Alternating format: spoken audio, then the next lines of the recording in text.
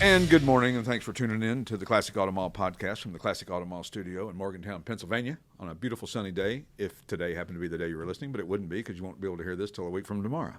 You make that painfully clear every week. Why do I point out stuff that I'm not supposed to point out? I don't know. What is wrong with me?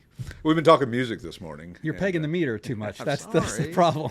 I'm sorry. So we've been talking music this morning. We were thinking about doing a music show from here now, too, because we haven't even gotten this down pat, and now we're going to try to do something else. Classic auto and music mall.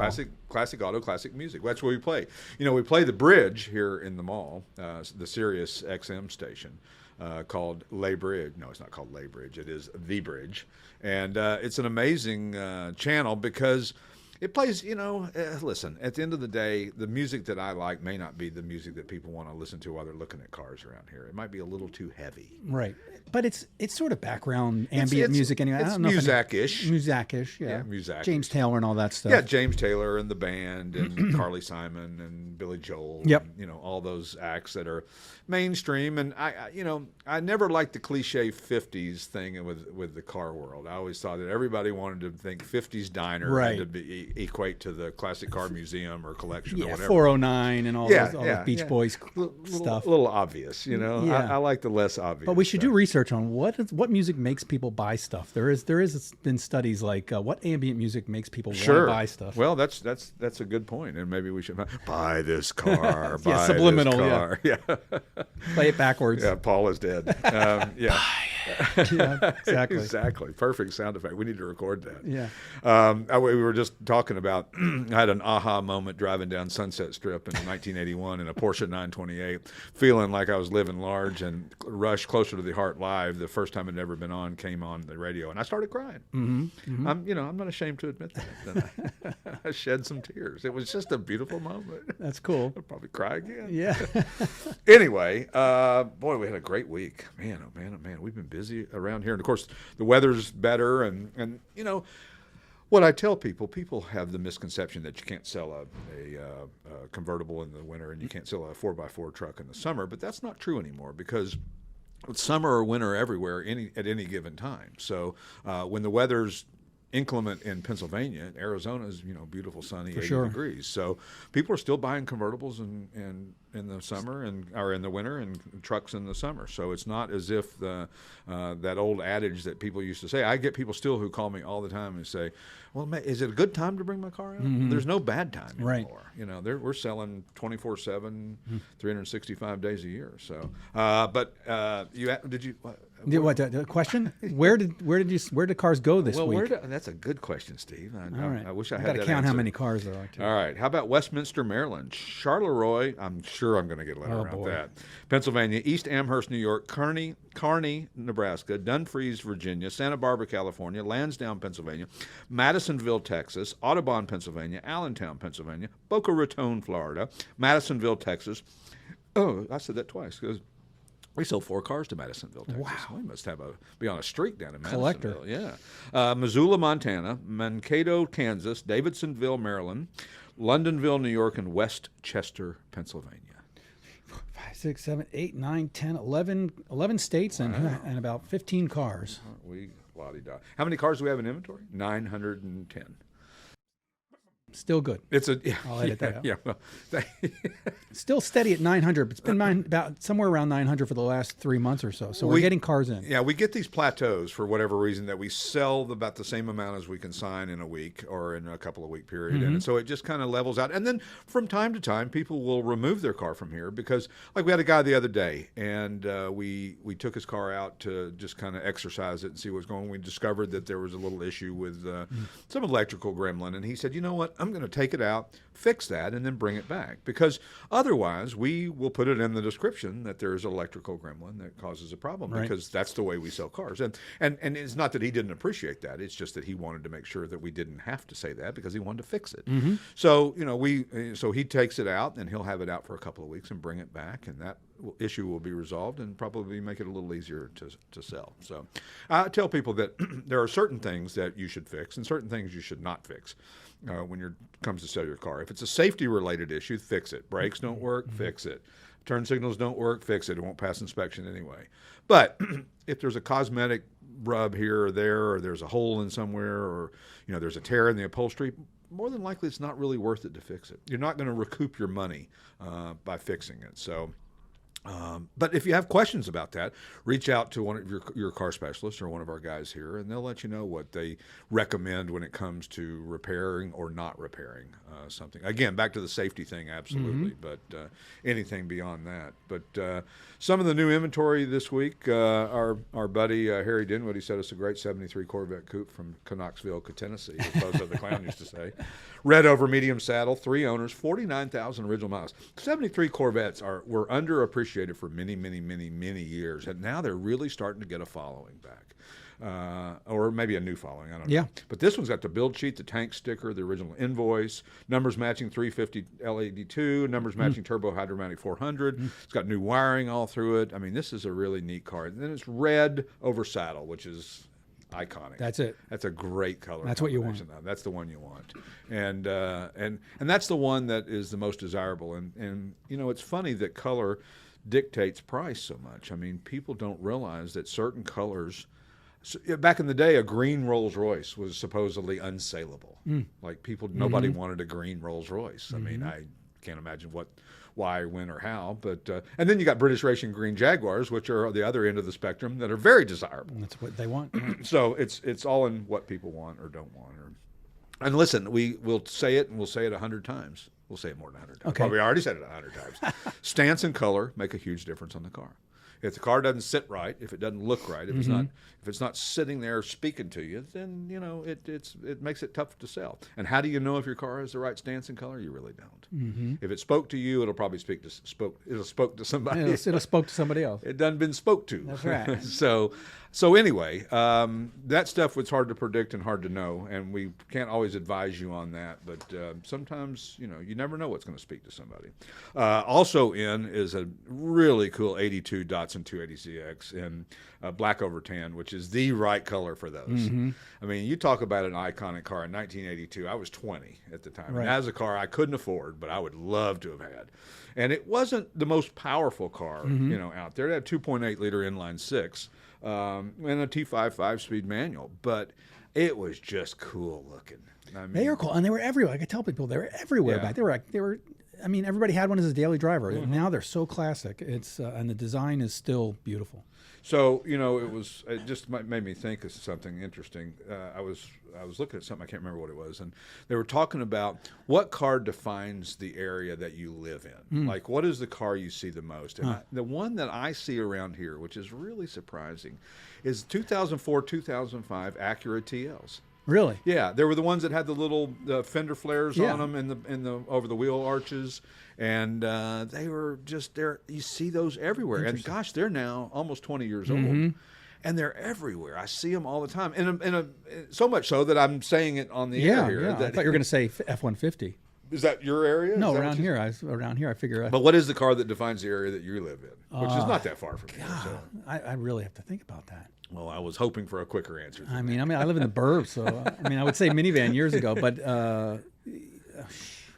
I really don't know. The grocery getter, the minivan. I really don't know what's the most common. Well, start paying attention to that, and I'll have we'll review it again next week. Now you want to be able to help yourself. If you ever notice when you never notice there's a car in a certain, you never notice other Mazda MX-5s or Miatas or whatever it is until you get one. Yeah.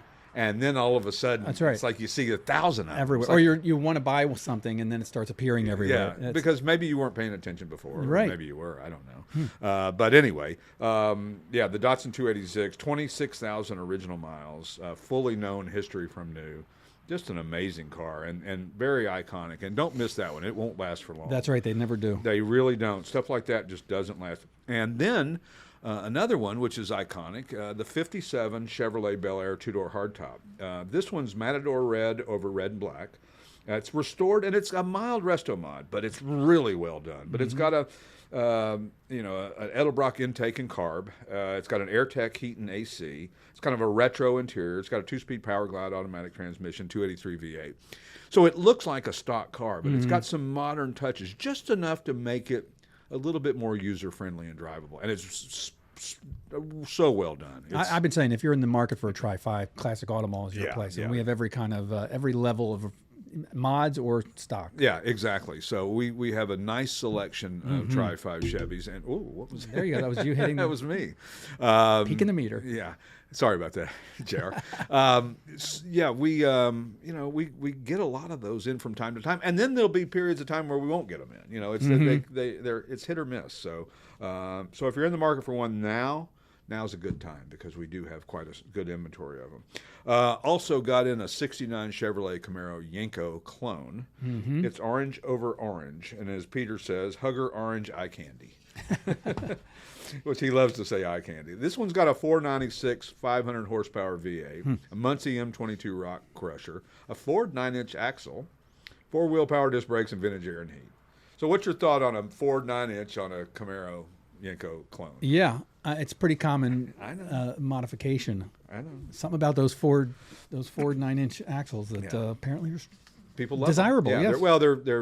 They're heavy duty. I mean, they're not bulletproof, but they're maybe more bulletproof than your other options.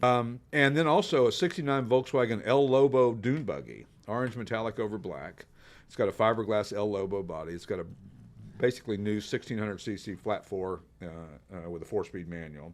And the engine bay looks, very chromy and goody and all that kind of shiny. And it's a really cool little car. I love seeing the dune buggies come in this place. I do too. I think we have a couple of them. And, having lived in Southern California, you see them on the street all the time. And now you see them in Pennsylvania. It's almost like culture shock. Yeah. What is it doing like, here? What's that doing? What are you going to do with I it? would love to go out to the dunes and down towards Calabasas and all that area and take a dune buggy out and go tearing around. There's or a dunes in four-wheeler. Michigan, too, somewhere in the middle of Michigan. All right, dunes in Michigan. I didn't know that, so I learned something new every day. Also, the '79 Olds-Hurst Cutlass, Oldsmobile Cutlass Hurst Olds. Pardon me. Oh, yeah. This thing is crazy. What a build. It's black and gold. It's odd. It's one of those ones that you look at and you're like, that looks like a stock Olds 442, but something, or Hurst Olds. Yep. It's got a 532 Dart Big M Sportsman Block V8, built 4L80E automatic, a Moser 9-inch, Willwood brakes, Schwartz chassis, fully documented. This thing is, the guy went crazy on. And it started life as a Hurst Olds Cutlass, which I didn't even know existed till I did a video on this car last week. And there were 2,499 of them. They were white with a gold top. Right. So he changed it to black. The build is unbelievable. You have to see the pictures online. Don't walk past it when you get here. When we return, we'll have more information about other cars and things and stuff and car related when we come back. The Classic Auto Mall Podcast. We'll see you in a minute. And we're back with the Classic Auto Mall Podcast from the Classic Auto Mall studio in Morgantown, Pennsylvania. Went to the casino last night. Excellent. Broke even. Okay, that's good. That's a good night. That was a good night. You had fun. You had fun for the had fun. $12. Kathy's gone. She's in Kansas City helping her sister out with some kind of thing that women's organization thing that I'm woefully uninformed about. And you're headed up to Greenwich this weekend? Going to Greenwich to the Concours d'Elegance.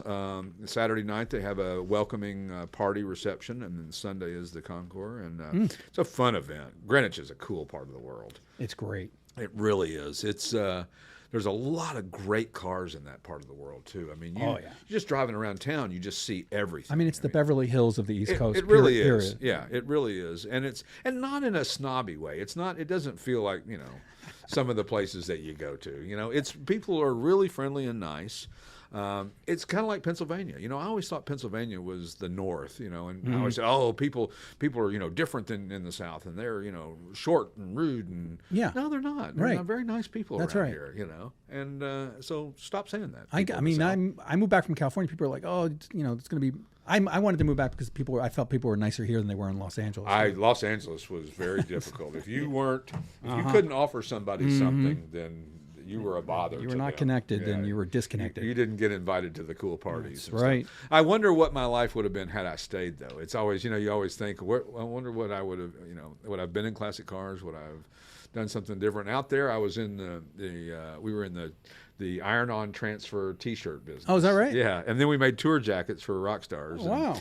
Oh, that's right, the David Lee Roth one. The David Lee Roth story, yeah. And wow. And so that's pretty cool. Yeah, so we made we did. It was fun. It was, but the business kind of went away, And I just, and if I'd have stayed, we ended up moving back to Knoxville, but I just wonder if I'd have stayed, where would I be today? Yeah, I think about that sometimes. I threw so many noodles against the wall. Yeah. And if one of them, I knocked on Peterson Publishing door. Sure. Every year I would knock on their door and say, hey, I want to do this. Yeah, I did the same thing in Nashville. I wanted to be an album or a record label rep. It goes around to the radio stations and gets them to play the songs and gets to go to the concerts and all that. And that's a hard gig to get. Right. And I knocked on doors and never got. Of course, the one job Geffen Records was hiring, and I think I was going to really get the job. And the night before, my wife and I at the time were leaving an O'Charlie's in Nashville, and I had my hands in my pocket. And she had her arm wrapped, holding one of my arms, and I caught the edge of the curb and went nose first into the sidewalk without putting my hands down to stop. She couldn't grab me with her arm. So the next morning, I go to a job interview with a big old honking. Didn't get the gig. So can't imagine why. The guy's like, no, that's no big deal. We're not. Some people would call that a God moment, and that you're exactly where you're supposed to be at any given moment. Yeah, that's how I try to live, and I don't regret leaving Los Angeles. I spent 6 years, the last 6 years, trying to pitch a TV show. Right. And I'm one more year, and it just was the right time to leave. Yeah. Finally, you just say enough is enough. Yeah. And so, when we moved, of course, it was funny. My wife from Los Angeles said to me on the airplane to Knoxville, Tennessee, do they even have like a McDonald's in Knoxville? So, I should have known that this was not going to be a match made in heaven. So, but anyway, don't know where I would have ended up, but here I am. You're exactly where you're supposed to be. I'm exactly. So you may have heard we're having an auction August.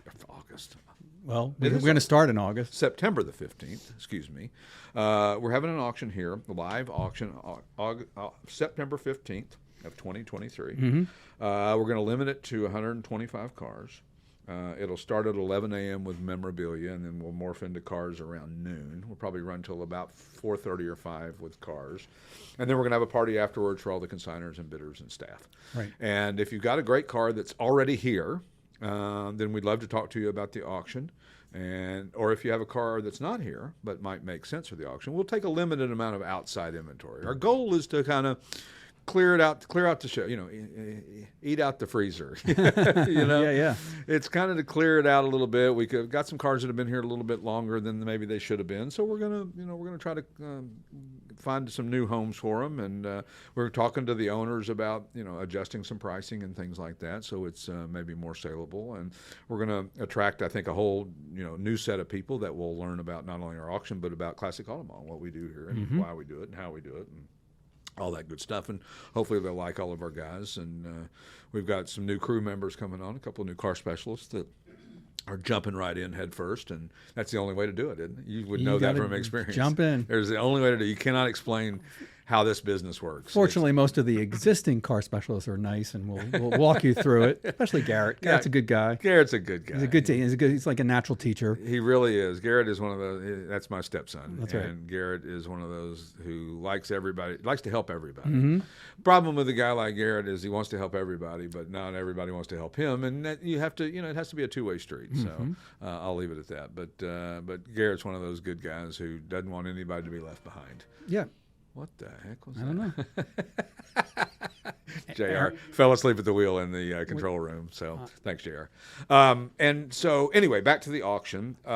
So it's September the 5th. I don't know why I'm having a hard time remembering what the date of that Drinking is. some more Coca-Cola. Yeah, where's my sponsorship, for heaven's sakes? Anyway, September the 15th, which is a Friday, will be the sale. And like I said, limited to 125 cars, start at 11 a.m. We'll have box lunches available for sale during the event that they'll bring right to your seat, so you don't have to get up and go wait in line. If you want a Coke or a drink or a water or whatever, that's all available for sale right at your seat. You don't have to get up and miss the car that you came to see or to bid on. And then, but there'll be pre-bidding starting the Monday prior to that, which is the 14th, 13th, 12th, or 11th, on proxy bid. So you can put in a pre-bid or you can put in an absentee bid. if you Which is will. like the highest you'd be willing to bid? Yeah. So, and we bid on your behalf up to that Right, amount. gotcha. So, and there are qualifications to bid. You have to be financially vetted, if you will. We require a bank letter of guarantee, unless you're a dealer. If you're a dealer and have a valid dealer license and salesman license, then there's some other programs that we have. But reach out to us and we'll fill you in on all the details.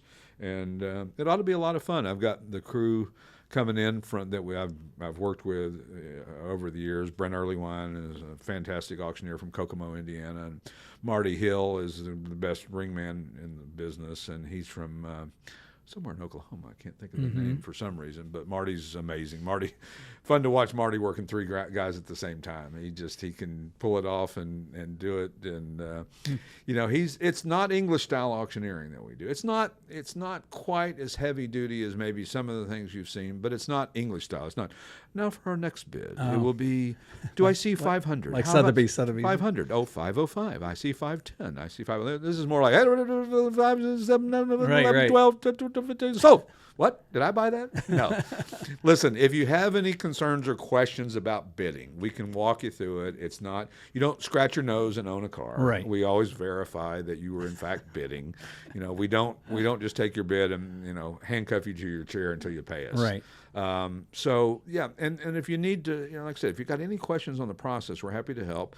There'll be samples of on our website. There'll be the forms that you fill out to be a bidder, there'll be forms that you fill out to be a consignor, and there'll be a template of the bank letter of guarantee that we like to get from your bank that basically says they'll irrevocably honor on this date your check up to X amount of dollars. Nice. So that way we know that we can take a check and that there won't be any problem because, obviously our job is to make sure that we have legitimate buyers in the crowd and not people that either can't afford it or change their mind, because there's no change in your mind. When you raise your hand and the hammer falls and you were not scratching your nose legitimately bidding, that belongs to you. And when you sign that ticket that the girl would bring out to you, the clerk brings to you after you buy something, that's your car. You bet. That's basically a contract, right? Yeah, it's a contract. It's an agreement. It's not. There's not any cooling off or thinking about it. That's a done deal. You own it, and these cars are as is, where is. So do your homework. If you're buying something that's a little bit outside of your realm or a little higher dollar, it wouldn't be bad to have an expert come with you and look at the car. We're going to have cars available for inspection that whole week, which is unusual for an auction. Normally, you only get to see them the day before, and you get a very limited time to see them. If you get a hold of us during the week prior to the sale, there's a possibility that you could hear it start and that kind of thing, which is very unusual in the auction world. You don't see that. That's right. And the other good news is that the cars with the Friday auction, the auction happens on Friday. The cars don't have to be out Saturday morning, so they can stick around for a little while until you can make arrangements to have it shipped or come back and pick it up. So it's not like when you're at some convention center or something and you buy a car in an auction and they go, well, you got to have it out by 6 p.m. That's right. Whoops, I never thought about that part of it. That's the thing.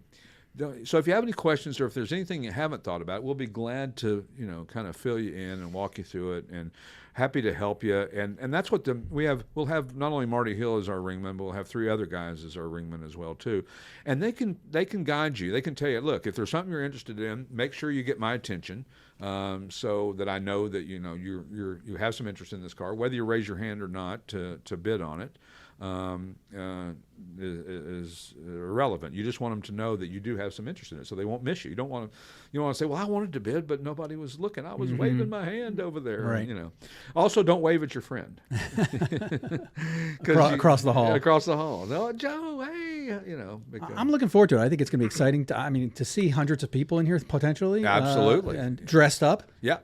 Wearing jackets. Yeah. No, you don't have to. But no, you don't have to. But auctions tend to be a little more dressy. It's a little bit. Bidders more. Tend to be a little bit. Yeah, I think at the end of the day, there's different people that buy retail. There's people that buy at auctions, right. And they're a whole different mindset to both of those. And so, but the process is pretty simple. And like I said, we can walk you through it, and we can explain all the details to you. We can explain how things work.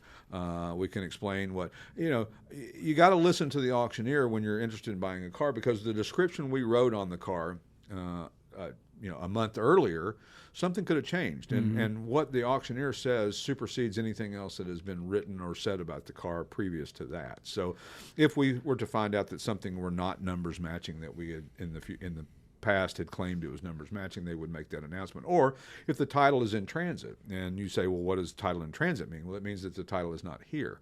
It is on its way or will be here in some amount of time. But, again, anything that you don't understand, ask. Don't assume anything, because assuming will get you in trouble, as we all well know. Bad news bears. Yes, exactly.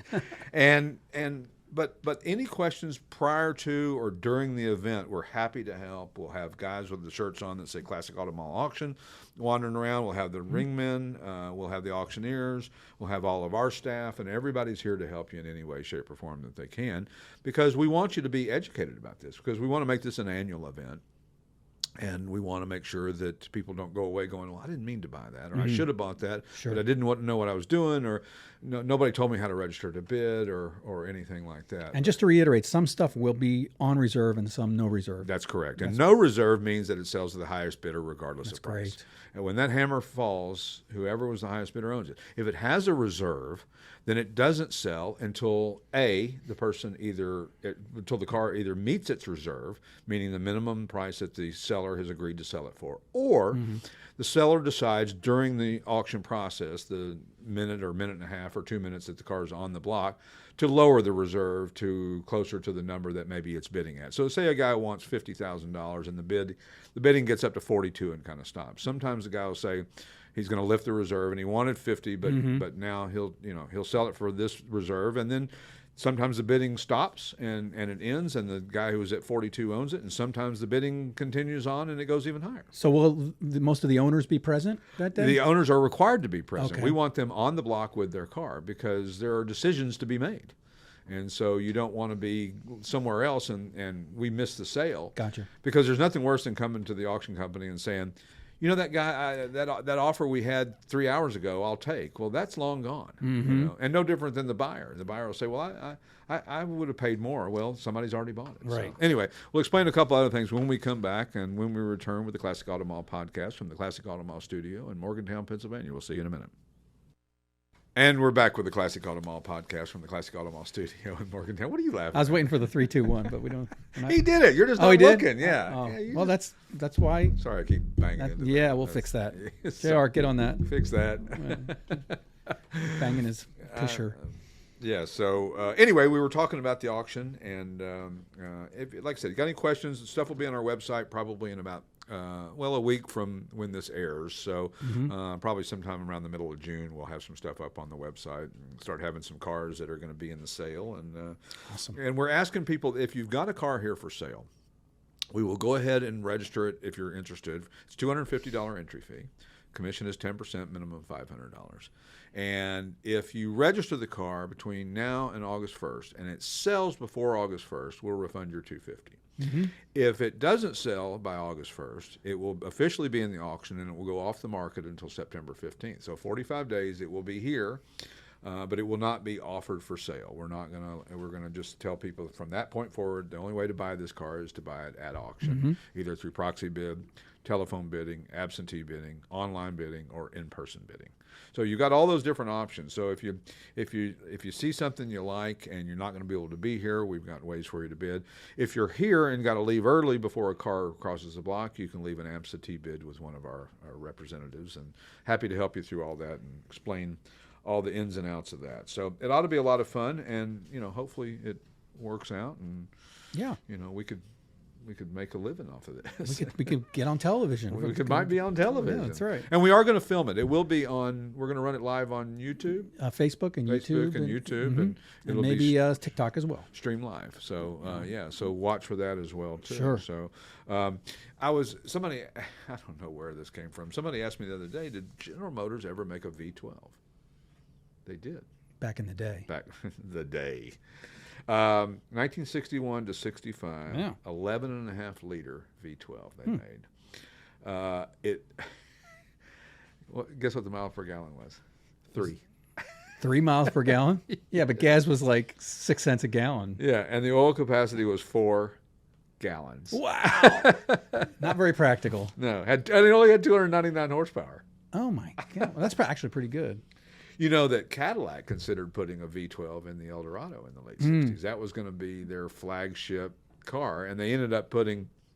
They didn't put a V12 in it, but they put one of the largest V8s ever offered in an American car, a 500 cubic inch V8 in 1969. And there's still room under the hood. Still room under the hood. There goes that little RX-7. Oh yeah, happy customers walking in with smiles That's just right. now. And yeah, they just bought an RX-7. Brand new owner, beautiful car. Yeah, that's a great car. You featured that car, didn't you? I did. Good luck with that. It's a great car. So yeah, so the V12, never made it into production from Cadillac. I mean, they made one, and I don't know what they put it in, probably trucks. But how about 4 gallons of oil? Yeah. You know, that was something I got to thinking about last night. Oil. Oil. And what's going to happen to oil when electric cars take over? What's the oil company? You know, I don't mean the oil companies. I mean the oil companies, not Exxon and Mobil and those guys. What's going to happen to Pennzoil, oil, Valvoline, and Mobil One?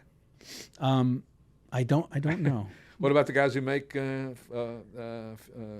filters? Yeah. Well, listen, filters. The entire electric car grid is supported by combustion engines, Right? all the way back Ice. from shipping stuff to it's not fully electric system. So Right. we're always going to need oil. Yeah. This hobby's not going anywhere. I don't think so. I think that there's too many influential people that are involved in the hobby of classic cars with ICE engines that we're not going to let it happen. Right.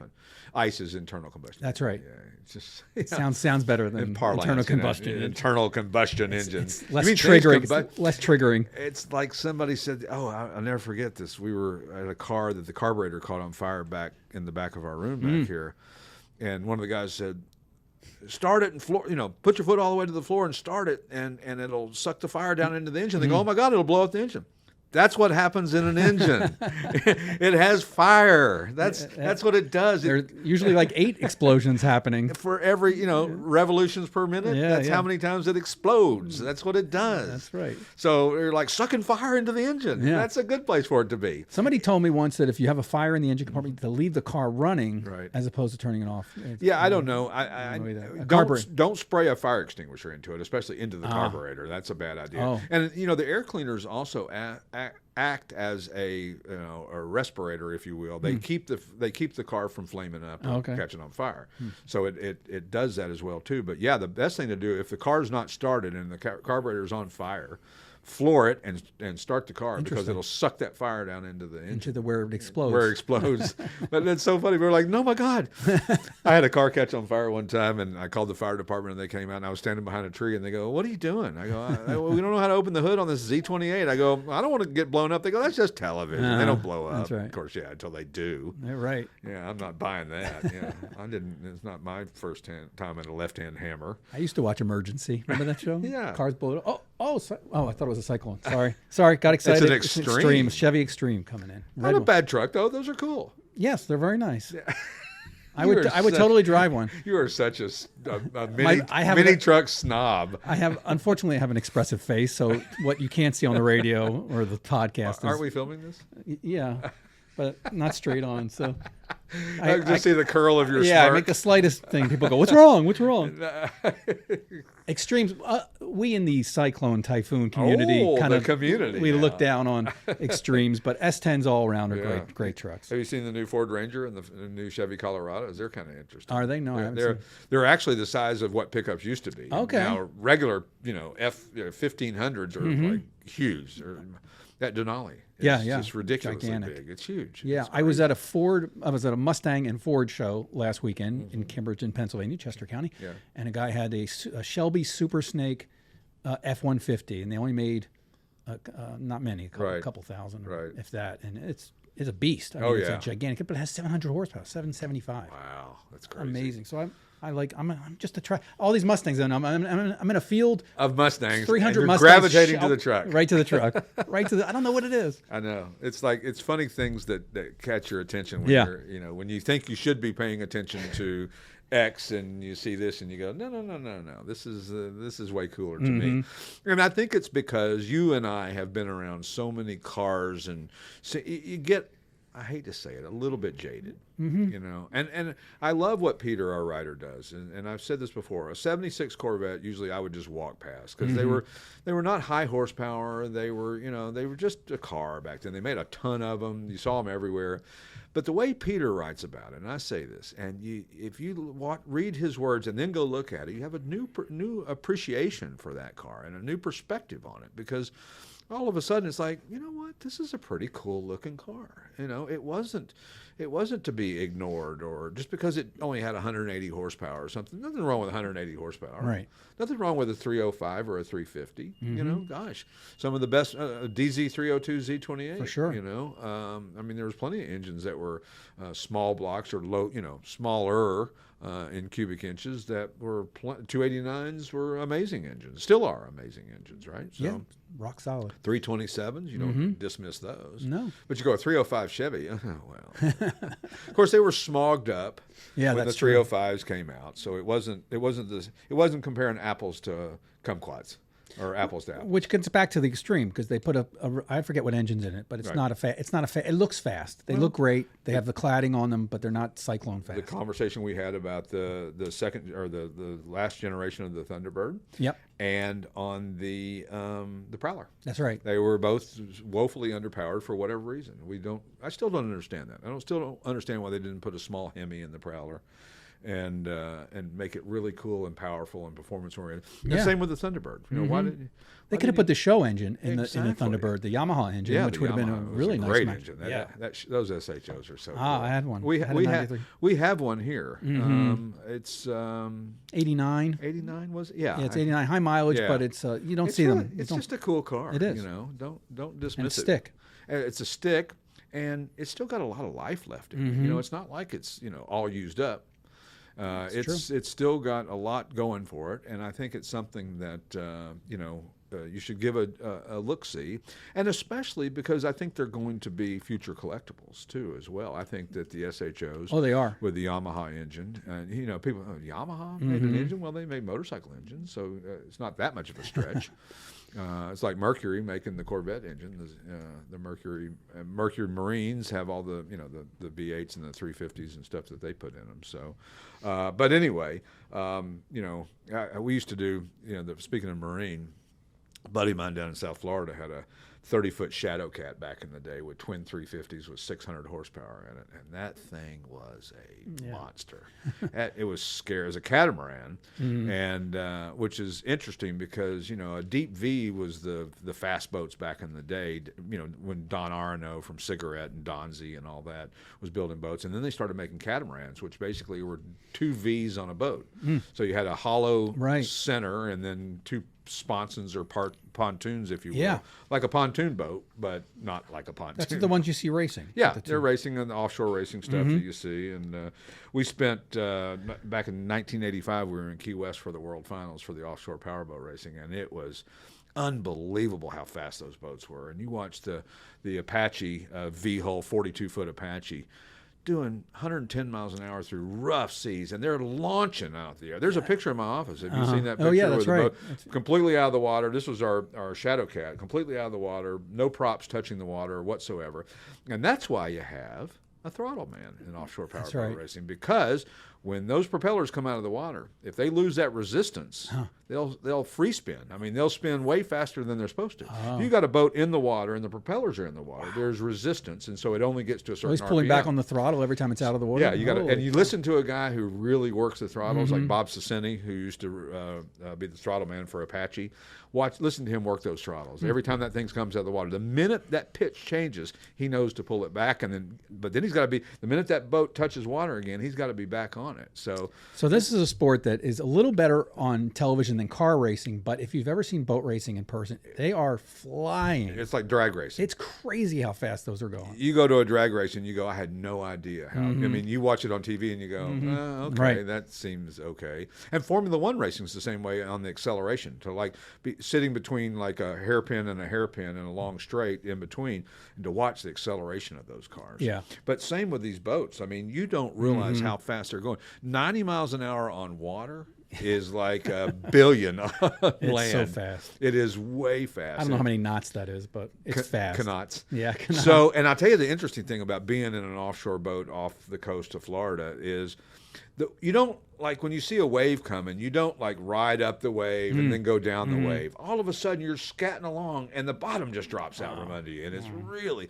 so you have a navigator, a throttle man, and an owner aimer. And the aimer just holds the steering wheel and turns when he's supposed to. The throttle man works the throttles, and the navigator points in what direction to go, because you can get lost in these races. But the throttle man, that's the guy. Love the in-cab cameras, and they're moving at the same. Well, they put them in canopies because they used to be open cockpits until people stuffed them. So you'd come off a wave, and you'd hit the next wave, and you'd nose first into it, and you'd go to the bottom. And when you hit the bottom, not only the water and all that would get you, but the recoil of when you hit the bottom would snap your neck. So there was a guy who came up to us at the Philly Auto Show, and he's some kind of world champion. Right. He introduced himself as such. Yeah. But I looked it up, and he was legit. He's legit. He was a former speed racer. Right. So anyway, we will talk more about boats when we come back with the Classic Auto Mall podcast. We'll talk to you in a minute. And we're back with the Classic Auto Mall podcast from the Classic Auto Mall studio in the Classic Auto Mall town of Morgantown, Pennsylvania. And our friends at the casino over there, we had a good meeting with them, and we're going to do some fun things with the casino. That's awesome. So, yeah, we're excited about that. And apparently, they gave away a Jeep not too long ago. Yeah, they're giving away stuff. Maybe they're going to give away something cool now. Maybe we can do some kind of classic car giveaway. Wouldn't that be kind of cool? I think that would get some people. Even just to have one there on display and have people looking at it, I think it'd be beneficial.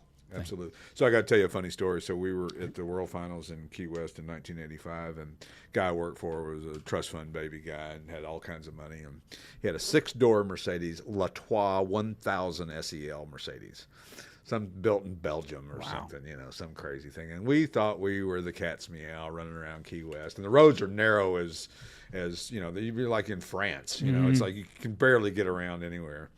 And we thought we were so cool, and we pulled up in the hotel, and we're getting out of this car, and we got our little strut walk, and we look behind us, and there's a Rolls-Royce limo behind us, and it's Al Copeland from Popeye's Fried Chicken. Oh, wow. He used to race in the Superboat class. We raced in the modified class, which was two classes below the Superboat. There's Superboat, Open, Modified, and Pro Stock, or whatever. And so we thought we were the cat's meow until he pulls up in this white Rolls-Royce limo. In 1985, stuff like that was kind of cool. Yeah, there's always somebody richer, wealthier, better, exactly. Has more. By the way, this is show number 91. Wow. Yeah, so, I say that. That's a misnomer, isn't it? Well, it's the 91st. God. You could not the Adderall hasn't kicked in yet. That hillbilly. That's right. 91. This is 91th. 91th, 11th. 91 weeks in a row. 91 weeks in a row we've been doing a show. It's hard to believe, isn't it? It is. It'll be 2 years and just a few more weeks. Amazing. So do we really? It's hard to believe. I can't believe that. So anyway, and I know lately we haven't had a lot of guests on, and that's my fault. We've got lots of people who want to be on the show. It's just taking a little more time to coordinate it and get people committed, and it's difficult. It's not as easy as it sounds. People want to do it, and they're happy to do it, and they'll agree to do it, but then you call them, well, I can't do it this day, and I can't do it that day. Or you got 3 people, and they all want to do it on the same day. So everybody's busier nowadays. I thought computers were going to make us less busy. Yeah. Nope. Opposite. I still haven't figured out my car. It's so computerized. It's like, oh my God. So, and there's certain things that, like when you click the remote clicker to lock the doors. Yes. If it's on some setting, it beeps the horn, and if it's on another one, it doesn't. So the problem is that if it doesn't beep it, you don't know if it locked it. So then you got to go back. But then it sends you a text on your phone that your car's unlocked. Would you like us to lock it? Is that right? This is the Mercedes. Mr. Howden, would you like to lock your car? Wow. Maybe. Oh, man. I didn't forget to do that, did I? Give me analog. Give me beer. Just beer. The white cans that said beer. That's right. Generic. I want car. No, and I like some of the stuff. I mean, it's not that I dismiss the technology, but I wish that you could pick and choose more of the technology that you'd like. Like there's some lane assist stuff that's a little bit radical for me. Like you start to drift off over to the white line on the right-hand side of the road, and sometimes it will jerk you back into the lane, and it's almost you think, gosh, that's a little harsh. And if somebody's right behind you, does that create a problem? And then who's liable? Is the car liable? Am I liable? Good point. Who's liable? I don't know. Maybe I didn't do it.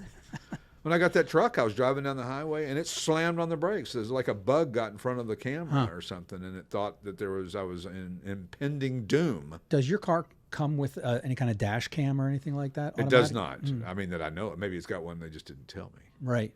Yeah, I mean, maybe it's built in. You just got to turn it on. That, yeah, I figure a car like that, high-end car. Yeah, but it's got so much stuff. But there's a bunch of features that I would prefer not to have. Like, I don't care about not paying for them as much as I just don't need some of the bells and whistles. Some of the stuff, it just, like one of the cars we had a refrigerator in the center console. And we forget and turn it on, and my sunglasses would be frozen, and I want to put them on. Crack the ice off of them. So, and I know these sound like, first world problems. First world problems. But, I mean, it's just, I would think that in the higher-end car stratosphere, not everybody wants every feature that comes on these cars. It would be nice to be a little more a la carte and say, you know what, I don't need that. It's not necessary. I mean, back in the day, when you bought a car, I mean, back in the 60s or the 70s, you could check off a gazillion boxes or not check them. Nowadays, they pretty much come with everything, and there's features that are annoying that you wish that weren't there, or like I hate the automatic shutoff thing. I mean, we've said this before. Yeah, really at stoplights. Because I feel like if some impending disaster were to happen, then I would feel like maybe the car. What if it doesn't start back up? What if it doesn't? What if it doesn't go when I give it gas and there's a choo-choo train coming down, or a semi coming at me, barreling down the road. I think, and you might want to check this out in the owner's manual, and Teslas have, like, you can customize the features to a certain extent. Yeah, you can. Turn stuff on and off. That requires a degree. Electronics. Electronics and, an engineering. It's just, why don't you give the keys to JR, let him take it home and figure it out. Play with that for a while. Okay, sounds like a plan. Well, and it does different things. Like you can, all these settings that you've got and all that, which some of it's cool. I mean, it's nice when you set where you like your seat, and then it automatically, even if somebody else drives it, you push a button, it goes right back to the memory seat, which is nothing new. And the other thing is the automatic garage, the home link that you do the garage door openers. That's awesome. Although it never works until it works. So and you try to program it and you follow everything and it doesn't work. And then just somehow magically the lights don't do what they say, beep 3 times and then go solid. No, they just all of a sudden they beep once, but then it works. So. I have never gotten the garage door opener thing to work on any of my cars. 2 of them. So recently, because I've actually really tried. Yeah. I think before I just wasn't making the full effort. Right. So. But anyway, I digress from all that. And we have fun with these cars, and it's nice because I like to experience the newer cars and the older cars. It's funny to see the difference between a 69 Camaro and a 2023 Camaro, and put them side by side and kind of the comparison of what the difference is. I mean, if you think about it, my 75 Trans Am, what electronics did it have? It had a cassette player. That's it. Fog lights and power windows. Yeah. Power door locks. Oh, you had power locks? No, I don't think I had power locks. I think I had power. Yeah, and so I mean, it had nothing. Yeah, no. And now I looked under my seat in that Mercedes. Yeah.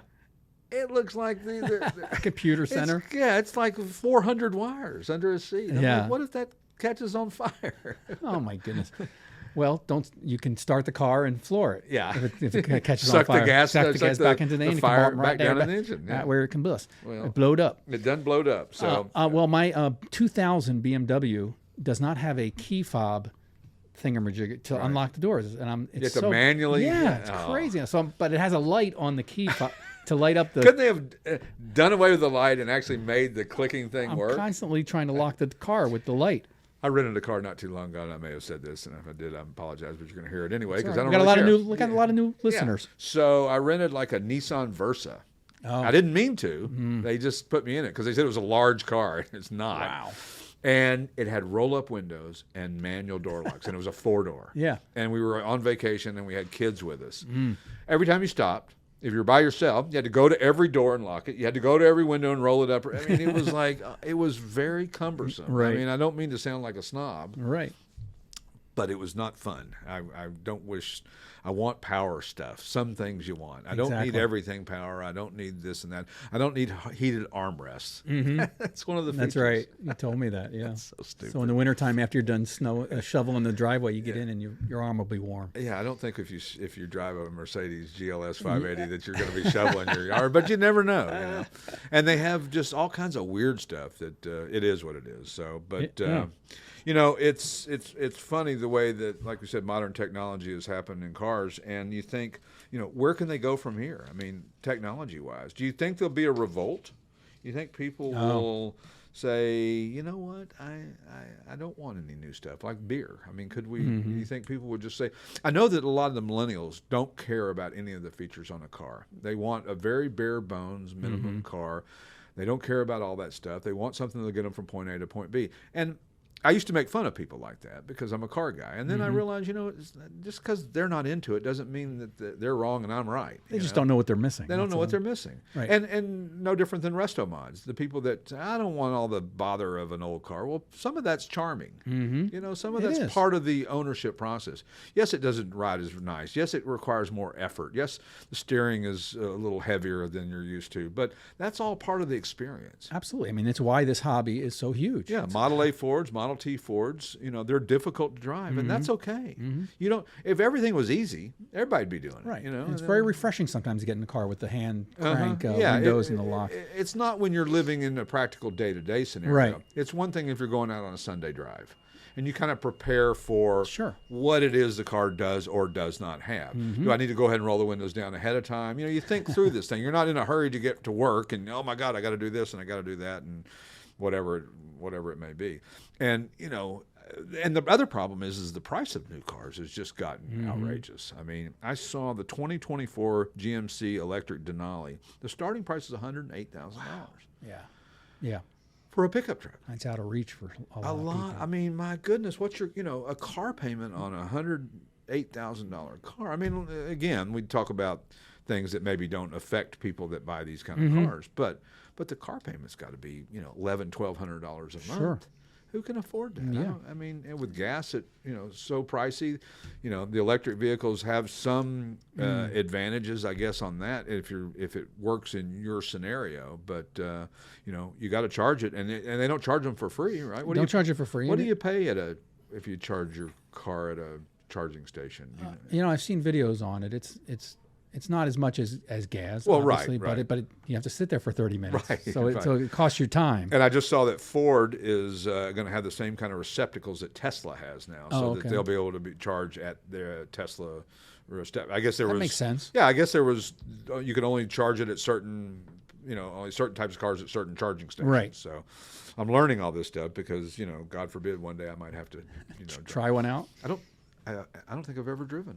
Have I driven an electric car? I don't think I ever have. I drove a Tesla when I had a Tesla guy on my show, and right. Yeah, that's impressive. It's fine. Yeah, they're all 100% torque right away. Yep. Which is kind of cool. It's like a golf cart. Yeah, it's like a golf cart. It's same energy, torque. but it's certainly different. Now, does the lack of noise affect you? Do you not? Well, I was driving the Lightning last night, coming home from a meeting at 9 o'clock. I'm like, the sound of this, man. This is so cool. Yeah, it really is. I love it. I love the sound of it, and most car guys do. I love the sound of exhaust and engines. That Range Rover, that was the one thing I loved the most about it was the exhaust sound of that 5-liter supercharged V8. That thing sounded so cool. I mean, my buddy's got a Range Rover S. We're hearing a beeping. Yeah. That's the what is that? The Stringo? No, that would be the Gator. The Gator backing up. Just wanted to acknowledge that. Yeah. SVR, and it has a button where he cuts out the exhaust. So wait a minute, say that again. I'm sorry, Range Rover SVR, yeah, high performance version, and you can cut off the exhaust. Duesenbergs had that back in the day. Did they? They had a foot button on the floor. Oh, okay. And didn't you say your 455 had something like that? No. Your mom's 455 had an exhaust cutout where you can. No, it had a breather I flipped. Breather. You flipped the. Oh, you did it. You did it. Manual. Yeah. You did it country style. Country style. Good old boy style. Anyway, thanks so much for listening to the show this week, and we're hoping to have some guests on, so Steve and I don't just sit here and ramble. Come on, we're having a good time. We're having fun, and listen. That's all that this is about. Having fun. And if you're not having fun listening to us, then listen to something else, because we're just doing this. We're not trying to split atoms. We're not trying to solve any world problems. We're just having fun. So don't forget podcast at classicautomall.com if you have any questions. And classicautomall.com is our website. And if you got any information or share anything or want to talk to us about anything, you can reach us there. And also, you can reach us by telephone at 888-227-0914. And sign up for the newsletter on classicautomall.com. Please do. So take care, and we'll catch you next week. See you. We appreciate you listening to our show, and don't forget to come visit us in person next time you're in southeastern Pennsylvania. Admission is free, and our hours are on our website, classicautomall.com. You can reach us by telephone at 888-227-0914 or via email at info@classicautomall.com. To reach the show, email us at podcast@classicautomall.com. The Classic Auto Mall podcast is produced by Car Smarts Media with music by the Pat Travers Band.